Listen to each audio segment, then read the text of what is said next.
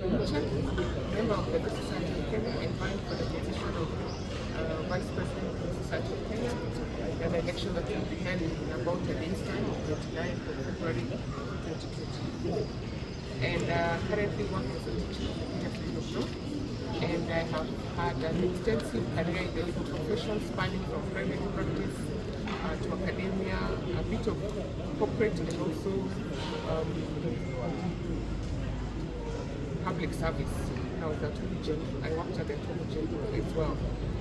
I have come to members to seek mandate on a platform of 4 agendas.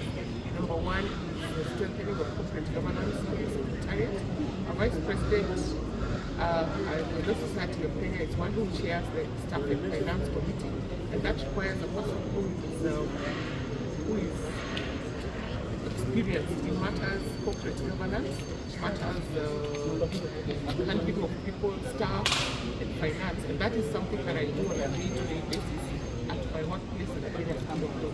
So I have the requisite experience with the Vice President of the Society of Kenya, and my interactions with students all over the country over the years, the ones that I've had I have mentored quite a number, and on a daily basis they call me sometimes that they don't have opportunities, they don't have jobs, and that's led to my second agenda on the issue of welfare and creating opportunities for young lawyers, especially those who are joining the profession. A member of the council requires somebody who has a vision for the society, a vision that goes beyond just 2 years. And my argument is that this is a profession that is growing very rapidly, and in about 10 years' time we may hit the 50,000 member mark. And we need to rethink our profession in terms of how we want it to be run, in terms of business model in the next 10 years, in terms of the vision for society when infrastructure-wise. So it's not just about running for these 2 years, but also putting in place structures that will outlast even my term in council or the term of the council that is incoming. Putting in place an agenda and strategies to achieve that vision that we are going to have. And this involves engaging members. I personally like to consult a lot, and I will consult members a lot on the issues that affect them. We need to expand practice space. We have seen a lot of encroachment in practice space, the latest being the introduction or the proposal of Huduma centers offering judicial services. I argue that this will present a challenge in the sense that it will create a place that quacks will thrive. We will have people who run around the corridors and we're not sure whether they are advocates or not. So this is something that should go back to the drawing board and consult members of the society to see whether we can retract it and see how we can better bring services to members other than through Huduma.